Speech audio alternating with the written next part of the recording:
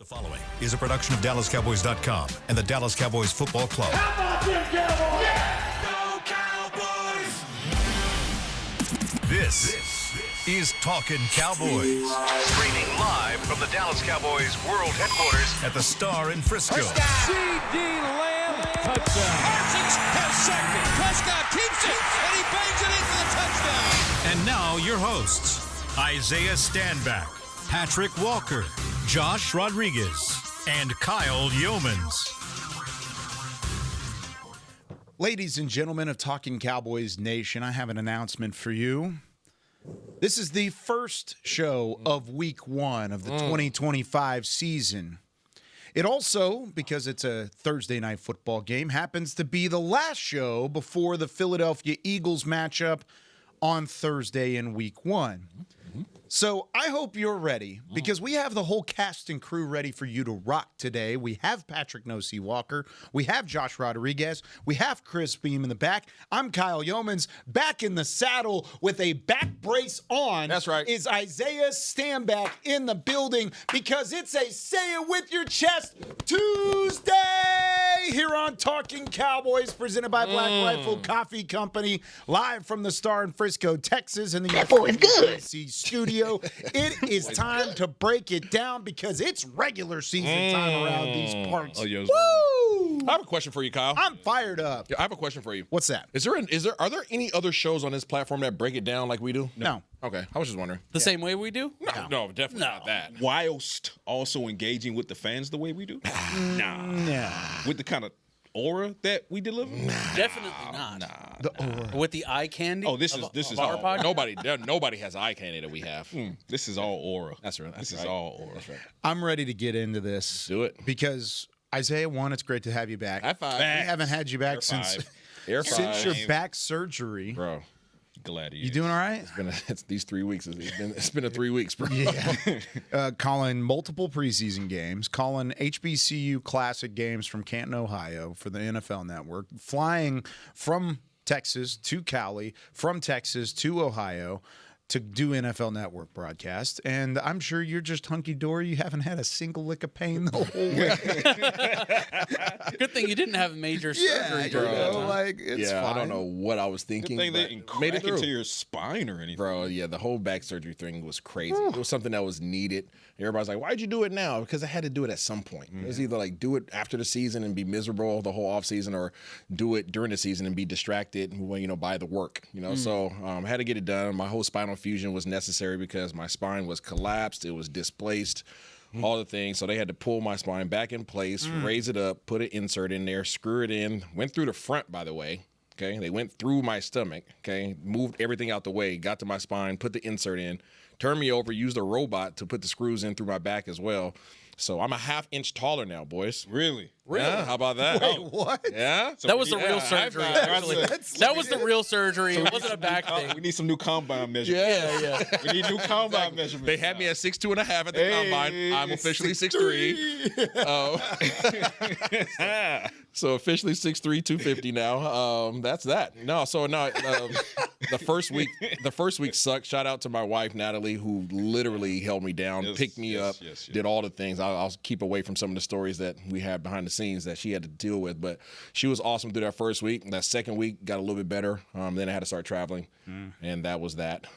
Being by yourself for almost a week and a half. Did you at least pull the first class on those? They take care of you. Yeah. Okay, The NFL Network takes care of you in that regards. I'm just making sure, because Coach in that scenario would not have worked, and that's what I would have. This is Isaiah Stanback we're talking about. I know. He's not getting in this first isn't class. Kyle Youmans. Yeah. One way or the other. One way or the other, he's in first class. No, so that was all good, and then right before I was able to fly out of LA to go to Ohio, something around here happened.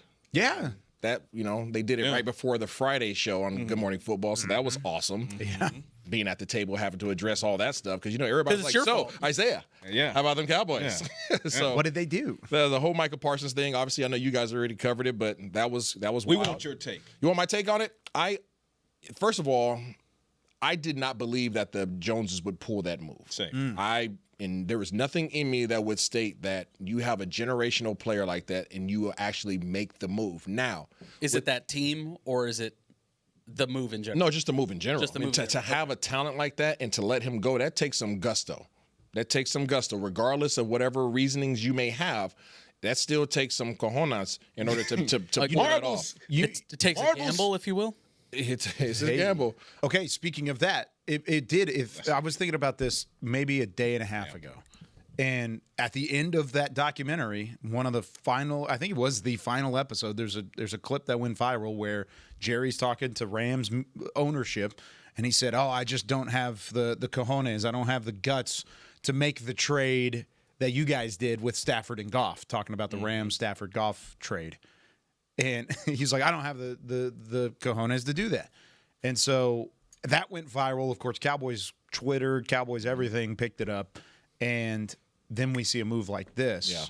Yeah. I don't know if there's a direct correlation. There may or may not be, but I truly believe that if you had any questions as to the impact of Stephen Jones and Will McClay on Mr. Jerry Jones, I think this probably was the most impactful, polarizing way to describe their influence on Mr. Jones. People forget they said unanimous. Yes, and the reason why I say that is because you look at I don't know that I don't. They did say it. They said They did unanimous. say I don't believe that it was completely unanimous, but I do think that it was heavily weighted in the favor of what they opted to do. I'll take that. Yeah, but I believe that their influence in terms of especially Will McClay and Stephen Jones really just taking, not to say that Double J can't make his own decisions, but I'm just saying that be able to say, hey, take the emotion out of it. Let's take the emotion out of it. Let's take the fact that this dude is an absolute beast of a player. Let's look at it strategically. Let's look at it with the mentality of we're trying to build this roster, and you can have a handful of very dominant players, or you can have a roster of really good players, right? And when we're really good across the board, it's really difficult to stop. Right, because if you have a handful of really good players, now we can game plan that. Now we can focus on that player. Now we can highlight that. But if everybody on your roster is making an impact, then it's like, dang. And when as we get ready to talk about the Eagles, especially their defense, who's the one person that you circle on their defense that you're like, ooh, you better watch out for this guy? It's really. It's really. I mean, there's one guy that's absolute beast, right, in terms of their D line, but you have to respect everybody. Yeah. It's a collective group. So Jalen Carter is the headliner. Jalen Carter is the headliner, but like you can't just focus on Jalen Carter because somebody else will kill you too. So that's the approach that I feel like Dallas is really getting to, and I think that they're coming to that maturity. Right? I don't want to say that in a demoralizing way, right? But like I think they've matured over this last year in regards to understanding what it takes to put together a full team. So I want to give kudos to the front office for being willing to make the move with the understanding that it's going to be painful. But if you turn around and do what you can do with that space, with those draft picks, with the players that you acquired, with the player you acquired, then you can actually have a much better team. Quick question for you, because we've all answered these questions, but the fans of the best Cowboys podcast on earth want to hear your take on this. How are you on the compensation package? I think they could have gotten more. There we go. There we could go. have gotten more. That's a complete unanimous. That's unanimous. That's unanimous. And the reason why is because understanding who you're trading with when you receive those first-round picks, those are low first-round picks. Exactly. So that's why I believe that you could have gotten more. I think you needed another player. Another starter. One more starter. And I think I would have been okay. And I don't think they would have given that up. Green Bay. I don't think they would have given that up. And that's fair. Well, then hang up the phone and talk to somebody else. Yeah, I mean, Next.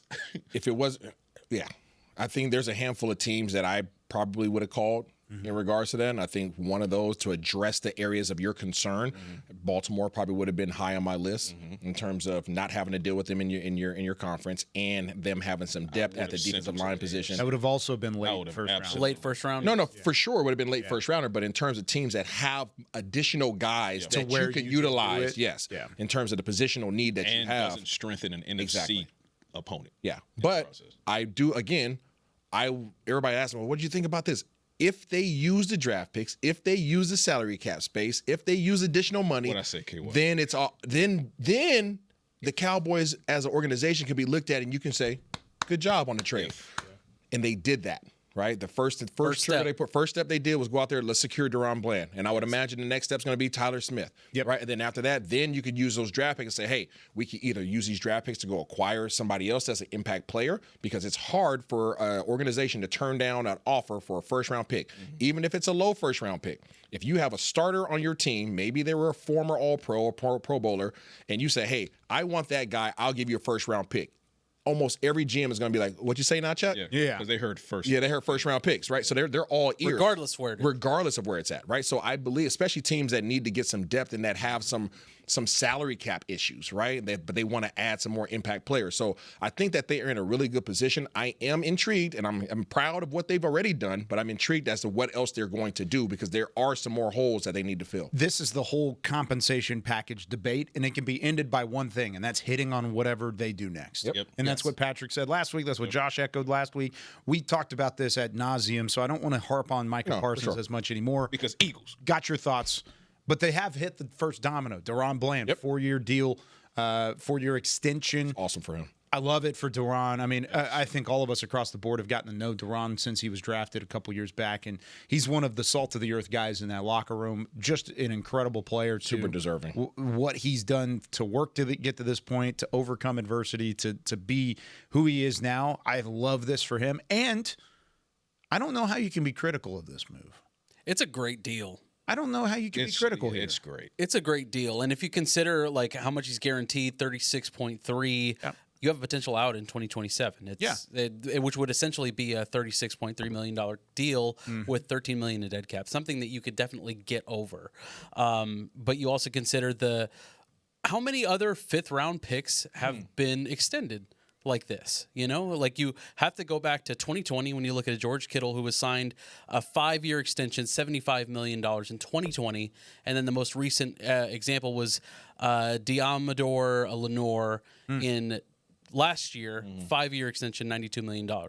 One of the few the next fifth-round picks that Kyron Williams. I mean, that's probably the next fifth-round pick that gets extended like that. And he's a running back, so whatever that number is going to look like. Yeah, exactly. Impressive for a fifth-rounder, though. Yeah. It's amazing. And I love the proactiveness. We've always, if you're one of the people that are upset with the Micah trade and you're upset with DaRon Bland, you can maybe tie those two things together because they're kind of tied together because of the money that you have left over. However, if you're one of these people that are upset with how the Micah situation began and the late start to the Micah situation, and then you're mad about DaRon Bland, stop it. Because this is avoiding that. I feel like, do you guys get the same sentiment that Dallas fans in general were substantially more upset about the Luka trade than they were about Micah? Absolutely. It should 100%. Luka's trade was far more jarring. Yeah, that's far more and surprising too, because you've seen the sort of writing on the wall with Micah. Divorce, that has been kind of a buzzword they've used over the last few weeks. I mean, Good Morning Football used it. It's something that we were sort of alluding to this whole time. Granted, it was still very surprising. Micah was at it, or Luka was at it. What was Luka? It was a player and 2 firsts, right? No, it was a 2029 first and 2 players, and they also sent Max. But it was also to Josh's point. It was the compensation was not even close. Yeah, not even. But it was also the shock value. Out of nowhere. In the middle of the night. Sports-wise, for sports historians, especially NFL historians, you'll recognize this comp. I equate the Luka trade to the Colts in the Mayflower trucks parting Baltimore in the middle of the night for that franchise to leave the city. Yep. I mean, for it to be, 11:30 p.m. Central Time, and all of a sudden a meteor hits the earth and Luka is traded. This is bringing back a bunch of emotion. And then on top of that, you look at the compensation and you say, and that's it. Yep. So this two different. When my wife told me, because we went to sleep early that night, we have kids, whatever. So I woke up the next day and my wife was like, they traded Luka, and I was like, stop it. No, they didn't. What are you talking about? And she was like, no, it's real. It's everywhere. I was like, well, then what did we get? Did we get 7 first-round picks? Because first-round picks in the NBA are not even close to the equivalent of first-round picks in the NFL. Right. They're completely weighed differently. Yeah. And even with that, the Cowboys got more for Micah Parsons than the Mavs got for Luka. And that was before the lottery and that whole thing. And, of course, Cooper Flag, whatever. This is not the same, and one is not the same. Let's move on to the fact that DaRon Bland is now a Cowboy. He's locked up. For a long Over your corners. Expected to be available in week 1. You know who else might be expected to be available? Oh, yeah. in week Let's 1? talk about it, fellas. There was an injury report yesterday. Another first-team All-Pro, no less. Yeah. Trayvon Diggs. He's another $90 million guy. Kind of important. He was a full participant in yesterday's practice. What was that word? For the Cowboys. Full. Not limited. Not limited. 100%. Full. Hundo. So, like, Hundo. he's playing. Like, completed. No. We asked him. Essentially. We asked him about it in the locker room, and he did say, in his words, he's a 75, 80%. Basically, what that is he doesn't want to step over the training staff. He doesn't want to step over the medical staff. Not showing the cards. Right. He still has to be cleared. I mean, if you say 75, 80%, you just showed. Whoa. Did you say he showed respect to the training staff? Yeah, he did. Whoa. He did. You're talking about Trayvon Diggs. Yeah, absolutely. Wow. Which isn't the first time. Development. Because last week, I believe, he did. He showed more respect to Britt Brown and Jim Moore and the training staff. So, yeah, I know, right? Narratives. Funny how that works. So, yeah, Trayvon Diggs. Before or after Micah Drake? This was before. That was before. Keep sipping. Sipping my tea. Clock it. So, Trayvon Diggs, full participant, says 75 to 80% chance he plays against the Eagles. I view it as barring a setback over the next day or so. I think Trayvon Diggs is on the field. Question is he on a pitch count? Is he not? But I think he takes the field.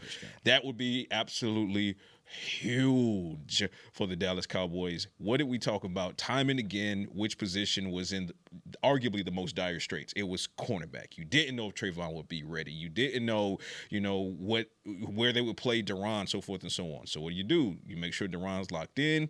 He's fully healthy. Unlike last year, he had the fractured foot that came out of nowhere. He's going to be on the field. Trayvon Diggs, well ahead of schedule. Looks like he's going to be on the field. Great. Kyrie Elam coming off of a great training camp. So your top 3 guys are looking real crisp right now. Real crisp. That is nice. Then again, Trayvon Diggs hasn't played in a while, and no bigger litmus test than week 1 against arguably the best of the best of the best. Sir. Here it comes. And then flipping to the offensive side of the ball, we had another full participant that is tracking a little bit ahead of schedule. Tyler Guyton. I like that name. Your starting left tackle. I like that guy. As it stands, is trending toward taking the field against the Philadelphia Eagles. And I love what Nate Thomas has shown. And I don't know that, we talk about pitch counts, I don't know that Tyler Guyton will be fully unleashed. But he is taking full participation in team drills, so it looks like he could be on the field as well. And it could be a combo of he and Nate Thomas out there trying to stop.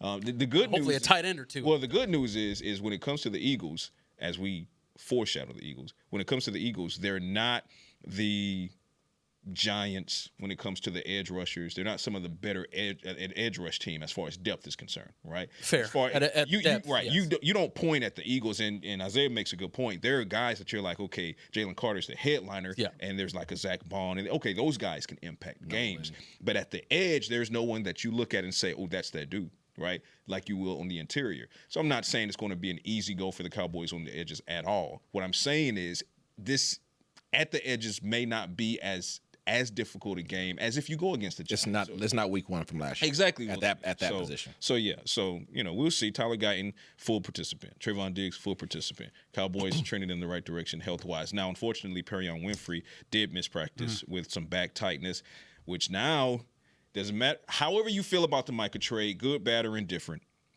this Kenny Clark edition might have just became extremely fortuitous. You're saying For a because number of Perrion Winfrey's No, I'm hurt? saying Okay, I was like, wait a second. Look at Let's it from not hold too much Look here. at it from a depth standpoint. Yeah. Okay, so if Perrion Winfrey is not on the field, and you already have questions about what Mozzie Smith can or cannot be, if Kenny Clark is not in the building and Perrion Winfrey is not on the field, do I have to finish this comment? Like, how much more concerning could that be? So what I'm saying is, It was already. I'm just saying the timing of because we talked about Kenny Clark does upgrade the defensive Absolutely. tackles. Absolutely. So him Went coming from in bad to adequate. That's what I'm saying. Fine, but if he's not here and Perrion Winfrey is unable to go, is my point. Now you go from bad to, holy sugar honey. Beam, I'm not going to finish the statement because I've learned that lesson. All right. I want a little QB vision. Oh, We are so Have back. you done your studying? is that a real question? Yeah. So back. All right, when we come back here on Talking Cowboys, it's time to preview the Cowboys offense up against that Philadelphia Eagles defense. Ugh, I hate the Eagles. Isaiah breaks it down when we come back right after this. AT&T has a new guarantee because most things in life are not guaranteed, like getting through self-checkout by yourself. Warning, each item must be placed in the bagging area. Not guaranteed. Place item in the bagging area. Place item in the bagging area. You know what AT&T guarantees? Connectivity you depend on, deals you want, and service you deserve. Or we make it right. Terms and conditions apply. Visit att.com/guarantee for details. AT&T. Connecting changes everything. Every day begins with a promise to work hard and to build a future. That's why we're here, providing the tools, expertise, and John Deere equipment you have relied on for generations to help you get the job done right. We're with you. That's our promise to you, because no matter the project or the challenge you're facing, we're with you. We're united.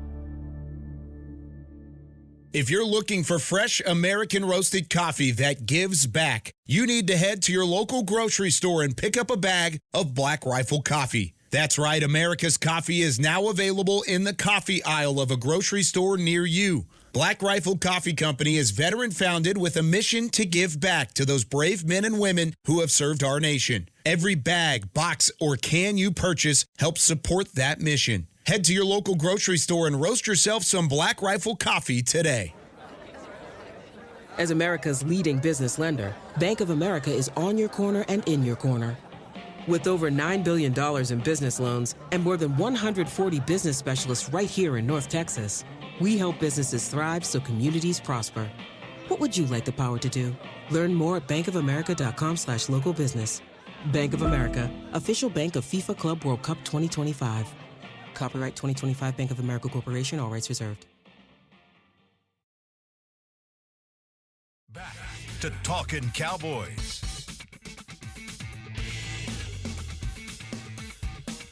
Back here on Talking Cowboys, this portion of the show is brought to you by Invisalign, the official smile of the Dallas Cowboys. We're all smiles because we have everybody back in the building today. Yes, we are so excited to have Isaiah back, and it's mostly just because he does film study. It's time for a little bit of...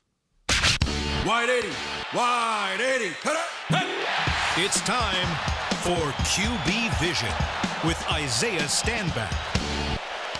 Welcome back, bud. Thanks, bud.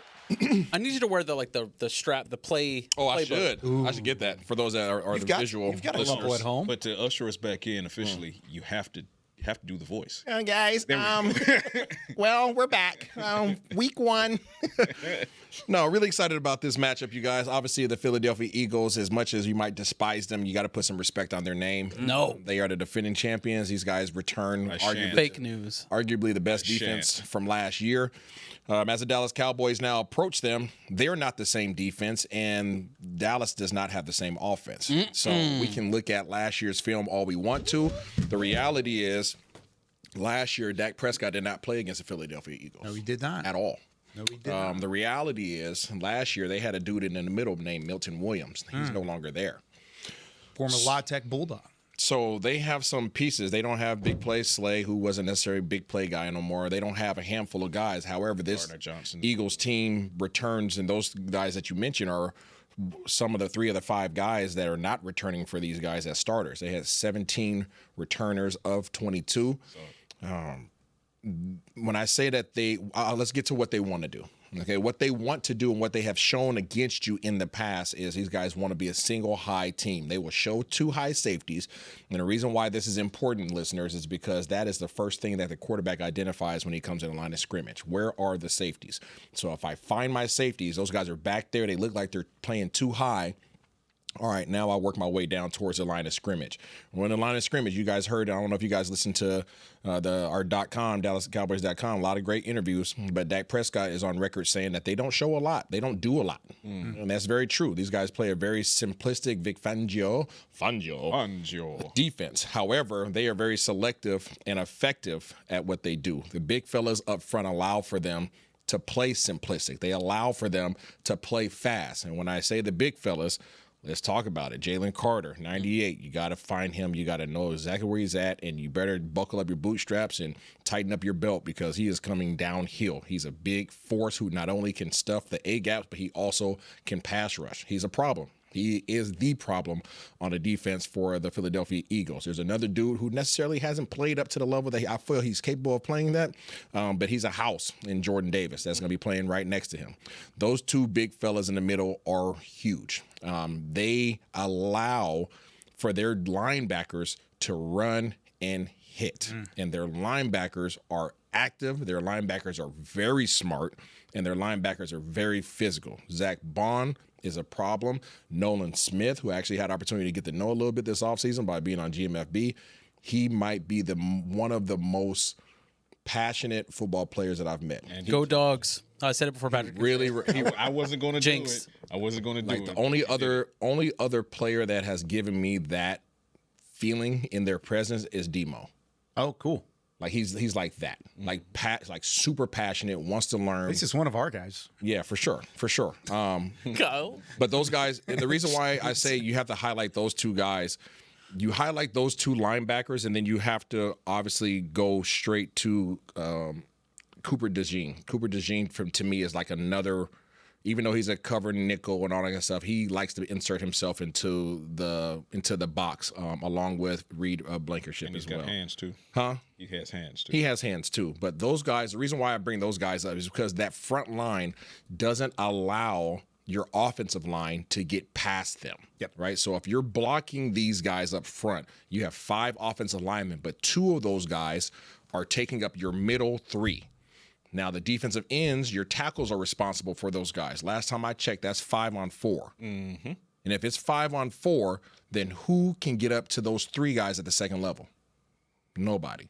That's when it's a problem. Nolan Smith is fast and he is decisive. Zach Bond, we know what he's able to do. He's able to force turnovers by being physical. He's a smart, intellectual guy. So that front 7 presents a problem there. Where I think that they are exposed now in 2025 is in their secondary. Because these guys want to be a single high team, they'll show 2 high, but then they'll rotate their safety down into the box for run support because they want to take away that element of your game. They want to get you passing the ball. They can no longer do that. That's our assumption before we see our non-vanilla version of this offense. Right. The assumption is that they have to now make some business decisions with their secondary. The offensive line has to deal with those guys up front. That's your own problem, okay? And you got to figure out how to establish some kind of run game and get up to the second level, combo blocks, all that thing. You have to establish a run game. If you are able to establish a run game, now can they truly roll that safety into the box and do what they want to do with a Vic Fangio defense? Whenever he blitzes off the edge. It's not really, ooh, that's really scary. You know where it's coming from. The reason why that's a problem for them, potentially, is because Dak Prescott is back. He can identify what you're doing. Mm-hmm. Jake Ferguson is back, and you have to have somebody who can cover him. And if you're either going to cover him with a safety or you're going to cover him with one of those high intellectual linebackers that we talked about. Would you really want to use one of those linebackers to stick Jake Ferguson, or do you want those guys in the box coming downhill? I'd rather those guys be in the box. Okay, so if those guys are in the box, then who's responsible for Jake Ferguson, right? And if you want to play single high and have a safety playing Jake Ferguson, now you are forced in a position, last time I checked, to have one guy sticking CeeDee Lamb and one guy sticking George Pickens. Yep. Business decisions. Love it. Business decisions. I like those odds. If you are able to keep them honest, keep your receivers out there, you line up CeeDee Lamb on one side, you line up George Pickens on the other side, you line up Jake Ferguson, right? And these guys want to stay too high, you have to run the ball. Absolutely. It is beyond important that Dallas finds a way to have a somewhat effective run. I'm not saying that you got to rush for 125, 130 yards. You have to be able to get 3 yards a pop. What is a tall task when you're saying that the defensive line is always pushing down? getting past that first level is going to be tough to begin with. But I think you need to get your guys out in open space. Yes. Which I think is when you can lean on a Kevontae Turpin out in space. I know he's a receiver now. They're putting more of an emphasis on him as your third guy. Yes. But get him out in space. If you can make them cover. Yeah, once you're in 11 personnel, right, and whether that's Jalen Tolbert or whether that's Kevontae Turpin, let's just say, for instance, you put Kevontae Turpin out there as your slot receiver. Now you're in a position to get these guys. Again, it goes back to the run. If you can establish a run, now you can do your play action. And if you can do your play action now, Jalen Carter, right, now Big Baby Davis, all those guys have to do what? They have to run sideline to sideline. That's not what they want to do. They don't want to go sideline to sideline. They want to go forward. And if you can get these guys going with a run scheme, going linearly, right, towards the sideline, and now they have to respect that. And now all of a sudden Dak Prescott boots out. Now you have Jake Ferguson in the flats. You have Kevontae Turpin at the second level. You have CeeDee Lamb or George Pickens, two of the best deep ball threat, high contested catch guys in the league, going out there on deep posts and deep go routes. These guys' safeties have to give. They have to respect that. So there's a lot of space in the middle for Ferg and Turp or Ferg and Tolbert to work. That's what you want to get to. That's how you can hurt these guys. But it all starts with your ability to run for 3 or 4 yards a pop. Yeah, and if you can do that, and successfully is ideal. Obviously, you want to run successfully. But if you can at least establish the threat of it, force them to respect it. A consistency. Then, and we talked about this with Dak Prescott in the locker room. It was an off-the-cuff, off-the-record conversation, but Dak was basically saying the same thing. He was like, man, you would love to see Dak hitting CeeDee and Pickens on every play. He was like, but we got to establish this run so that we can play off of, guess what, the play action and go from there. Because if you can play off of the play action, I'm going to tell you right now, there's a reason that Nick Fangio hasn't named his starting defensive backs just yet. Yep. Because it doesn't matter, sir. Yeah. Cooper DeJean. Yep. And good luck, buddy. Who else? Right? Yeah.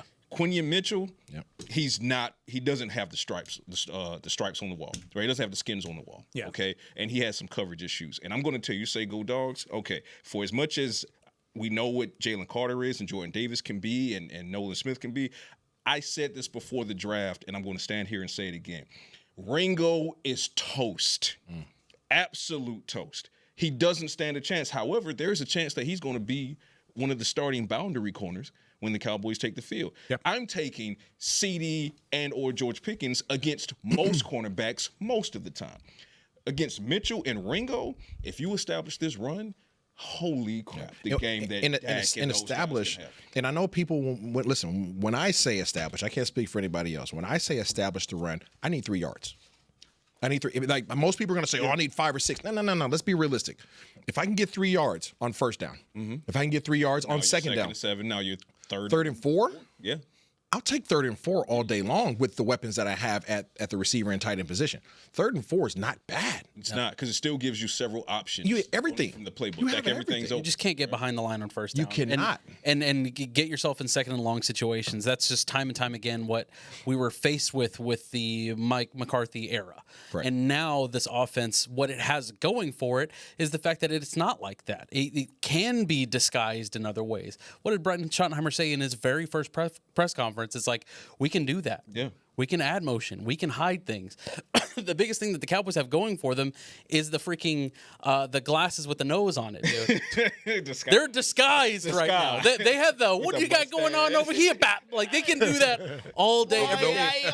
That's why they've been vanilla this whole preseason. It's because of this game right here. I hope so. And I hope that's the plan. I hope that's the master plan because we kind of felt that way about McCarthy in his first year. That first game was rough, dude. Difference being, though, to your point. Tell him. Difference being, the league had plenty of years of film on McCarthy as a play caller. How much film do they have on Schottenheimer as a play caller? Not much. 23. I was about to say, they've got not some. much, but to that point. Seattle. They have that. Jacksonville. They don't have that with this You're right. setup. Yeah. You're right. So my point being, there's Dak cook. There's not a lot of data. Let Dak cook, but before you let Dak cook, establish the run. Yeah, you have to establish the run, because Schottenheimer did say in one of his first press conferences as head coach, he said, kind of tongue in cheek, unfortunately, he let Russ cook a little bit more than he would have liked, because he kind of bought into the fandom want to let Russ cook and that whole mantra, and he kind of let Russ do a little bit more than. I think he's learned from that, and he understands that, hey, setting up the run, establishing the run will free up everything. And Isaiah has said it time and time again on this panel, the best Cowboys podcast on earth. Did I mention that? Yeah. Okay, cool. Yeah. What Dak Prescott plays the best when he's playing off of play action. And there it is. I got a couple stats for you here.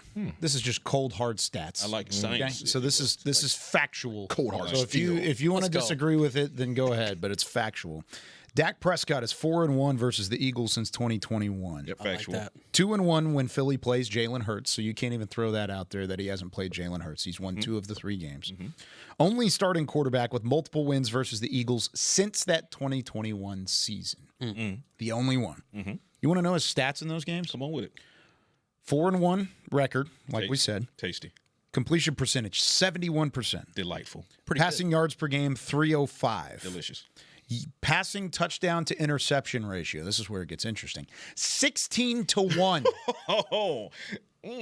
Passer rating, 127.5. What have we said all offseason about this weaponry around Dak Prescott? Oh, man. It's the what? The best it's been in quite some time, if not ever. Yeah, ever. Maybe ever. Maybe ever. Still yet to be seen. That's not factual yet, but we'll get there. On paper. It'll get there. On paper. I don't have any concerns about the offense. I think the offense will be just fine. Passing game will. The running game is a little bit of a concern, and I've you haven't seen Javonte Williams. I've been concerned on that all year. I'm not concerned. The passing game, I'm fine but I think the passing game will open up the run game. It's kind of vice versa than what we've always thought, but I think and the chemistry of the offensive line, you haven't necessarily seen that yet at full force. There's going to be some learning curve, absolutely, but I'm not totally worried about the offense. However, now. Yeah. When we come back, I am a little worried about the defense. Let's talk about it when we come back with more Talking Cowboys right after this.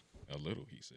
AT&T has a new guarantee because most things in life are not guaranteed, like getting through self-checkout by yourself. Warning, each item must be placed in the bagging area. Not guaranteed. Place item in the bagging area. Place item in the bagging area. You know what AT&T guarantees? Connectivity you depend on, deals you want, and service you deserve. Or we make it right. Terms and conditions apply. Visit att.com/guarantee for details. AT&T. Connecting changes everything.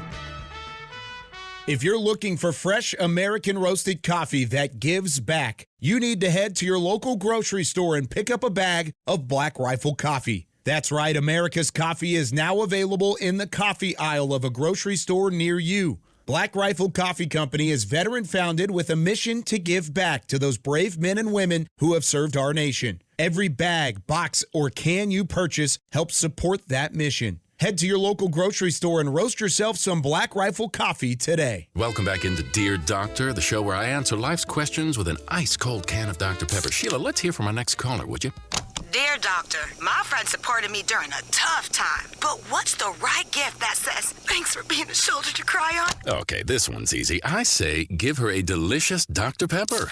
Nothing says, thanks, girl, better than a one-of-a-kind soda. Yes, any Dr. Pepper flavor will do. Now, just a reminder that I don't need to be a real doctor to know that Dr. Pepper is the one you deserve. It's the official men's skincare brand of the Dallas Cowboys, Jack Black. And right now, Cowboys fans can get 15% off their $75 order. Plus, because every deal needs a playmaker, your order will include a free 5-piece skincare set and free shipping. The Jack Black Playmaker is 4 of Jack's favorites and a full-sized intense therapy lip balm. Make a play for the Playmaker at getjackblack.com/Cowboys with the code CowboysVIP. That's getjackblack.com/Cowboys with the code CowboysVIP. Back to Talkin' Cowboys. Back here on Talking Cowboys, presented by Black Rifle Coffee Company. Patrik Walker Josh Rodriguez, Isaiah Stanback, Chris Beam in the back. I'm Kyle Youmans.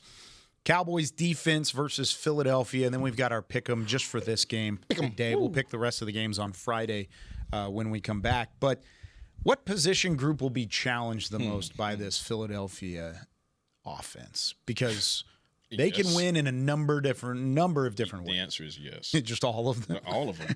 All of them. Think about it. I mean, it goes without saying Saquon Barkley can do Saquon Barkley things in that offensive line. Mm-hmm. We'll see if Landon Dickerson, which, by the way, injury update, Landon Dickerson did not practice yesterday. So we'll see if he takes the field. He was kind of a similar timeline of Guyton, if I remember correctly, where they thought almost quite literally. It was they thought it was going to be a season ender. He gets carted off during an open practice at Lincoln Financial.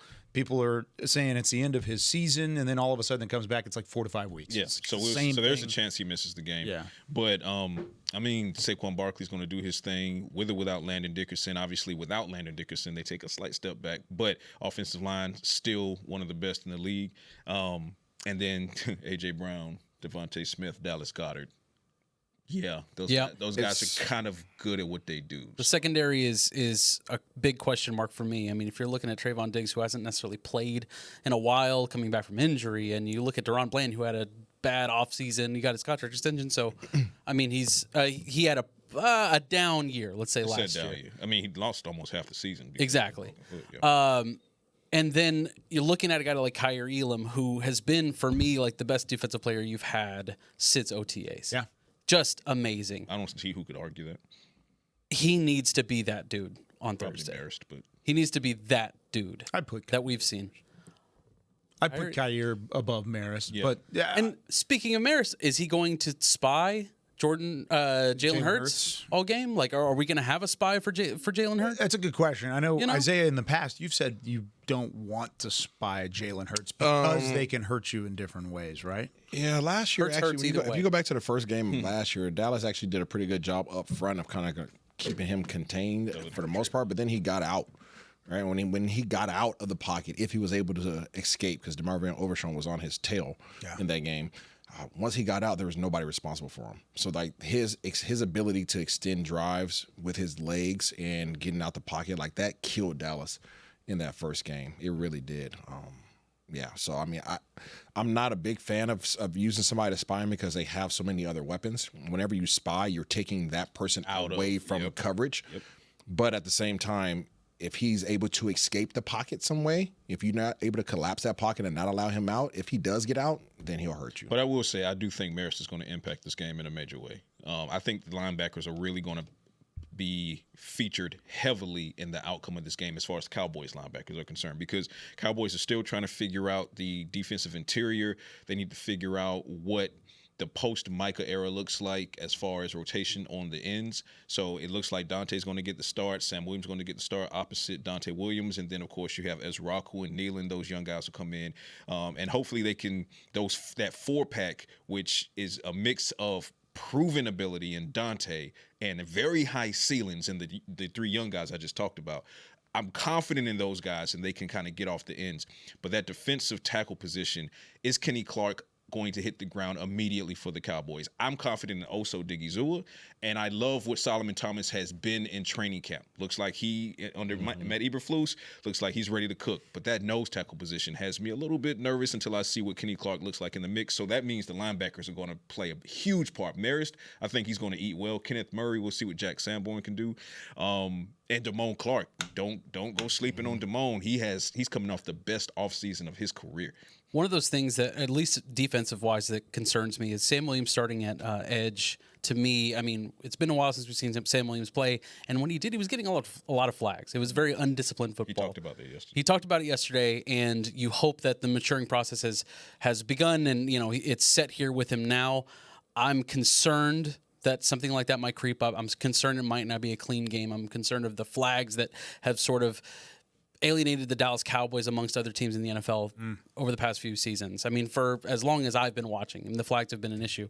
So it's concerning there. The start for him is huge. I hope he's able to capitalize and keep that spot. I think that really quickly on the penalty point, I find it refreshing that Sam, when I was speaking to him yesterday in the locker room, that he proactively mentioned penalties on himself. So I asked him, I said, hey, it's been 18 plus months since you've taken the field. How hungry, just to describe your hunger, how hungry are you? He said, very, but I'm being patient because if I allow myself to get too hungry or to get too anxious about it, his words, he said, that's when Sam starts getting penalties. He's very self-aware now, more so than he's ever been in that capacity. So I would like to see it translate into lack of flags, but the first step is to be aware, and it sounds like he's very aware of it. I'm concerned about the D-line. As a whole? As a whole. Okay. I'm there too. I'm not confident in the I think you need one more piece in the interior defensive line. You made a huge stride forward, obviously, by bringing Kenny, but then that's a step back at your edge rushers. Your edge, I'm not very confident in the edges in terms of run stopping ability. Oh, okay. I was going to say I think they'll get after him just fine, but I don't think it'll be the same though. So the reason, it won't be the same. That's a pretty evergreen statement. Of course, I'm not making that comparison at all. I'm just I am on a wait and see with Sam Williams. From what I've seen from Sam Williams, his pad level is way too high. I'm not convinced in his variety and his ability to pass rush. I'm just not. I hope, but we say it all the time. Hope is not a strategy. But I have not personally seen enough from Sam Williams to feel comfortable and confident that he's going to make an impact. That's how I feel with Marshawn Kneeland. Marshawn Kneeland to me is an interior D lineman. That's just undersized. That's what he is to me. That's what he's been since he's gotten here. I've said it many times. 270. Yeah, I mean, he's an undersized interior D lineman. They could call him a DN all day long. He's not a pass rushing DN. Yeah. So he is though. What? He's a run stopping DN. Yeah, well, that's what he's supposed to be. Yeah, that's what he's supposed to be. Yeah. He hasn't been that. So I'm saying right to yet. your point, as far as you're concerned about the edges being able to contain, Kneeland is one of the best of that 4-pack. I think we're going to see more 3-4 than we expect. I really think that was a huge reason why Kenny Clark was such a huge addition. I think adding him now, you have a true nose, right? You have a true nose now, multiple. And now, right? Your deepest room to me right now is surprisingly linebacker, right? Now after the trade, right? You're this surprisingly linebacker. So now if that's your deepest room and that's where you have the most guys that can play, then Kenny Clark, nose, also Dikizua, tackle, Solomon Thomas, tackle, and you have 2 stand-up ends. You could put Dante Fowler Jr. You could put Sam Williams, or you could put whoever on the Azaraku. I was going to ask you about that. Do you think he's going to provide more for you than Sam Williams? Yes, in pass rushing ability, yes. I think it's going to take a while for him to get going. Yeah, he's going to have his, and that's probably why he's not starting right now. Yeah, he's going to have to learn. But I think that his ceiling is substantially higher. There's no shot at Kneeland. I just think that he's more athletic. Let's just call it what it is. That first step is insane. There's not one thing that I point. So when I look at impact players, I say, hey, what's the one thing that I feel fully confident that you can go be pretty dominant at, no matter who you line up against. Right, and I don't know what that is for Sam Williams, and I don't know what that is for Marshawn Kneeland. That's fair, because the only one that's proven in that 4-pack is Dante Fowler. Yeah, Dante Fowler, go get quarterback. Yeah, go get QB. So you know that, right? Go get after it. But like when you go down the line, what are the things like Solomon Thomas, Osa Digizua? Both of you guys are pretty much the same guy. Go get vertical, right? Holding the fort, don't necessarily know that, but you guys can get in the seams and get vertical and create some internal pressure. Go all the way across the line and say, what's your one thing that you do? How can you impact us tremendously on this game? I'm not sure that you can circle that for every player on that front 7 yet. Yeah. Time to pick. Who do you feel like is going to win week 1 against the Dallas Cowboys and the Philadelphia Eagles? I'm saying it very subdued here because I feel like it's going to be a tough one either way. We're going to come back on Friday, and the Cowboys are either going to win the Super Bowl or they're going to be 0-17. Can I throw it's one of the other. Can I throw one more fun fact out there that we're not talking about enough? Facts. Throw it right there. Like facts. All right. This offense has a new play caller. Yep. Kevin Patullo. Okay? I don't know if that's how you pronounce it, but Kevin Patullo, or however you want to say it. Anyways, this is the sixth play caller in 6 consecutive years in Jalen Hurts' ear. Hasn't been a problem yet, though. Not yet. But this dude has never called plays. He's never called plays. So that's a portion of this game that you have to take into consideration because he is going to try to now imitate what he has seen before. Right? He's either A, going to try to put his own flair on it, or he's B, going to try to imitate what Kellen Moore did previously. He has to figure out who he is and what they are as an offense. I would imagine he's going to try his best to imitate because you don't want to mess up that formula that they had. But that's something to pay attention to as the game goes on as well, because if there is some high-level competition early and they're not being dominant like they probably assumed that they would be, then what does that OC start to do? What does he do? What bag does he go into? Does he go into the Kellen Moore bag and say, well, Kellen Moore would do this? Or he says, no, screw this. This is my offense now. This is what we're doing. Something to watch. I'll jump off the porch with it. Man, this is going to be a dogfight. I'm seeing a lot of, the Eagles are going to basically walk the Cowboys out of the stadium. I don't feel like that's going to be the case, especially when you look at the Cowboys offense, and we talk about that versus the secondary in Philly. And, yeah, you have some issues with Saquon and A.J. and Devontae and Jalen. Yeah, 100%. But I think that this offense just absolutely finds a way to exploit the secondary.